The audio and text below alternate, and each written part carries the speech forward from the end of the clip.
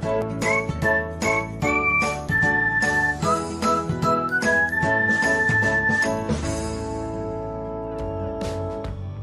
everyone, welcome back to another episode of Technologyglance.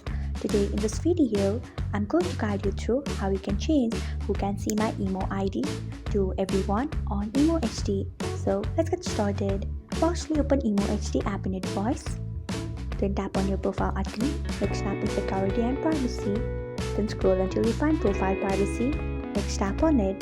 After that, you can see the option of who can see my IMO ID. Tap on it.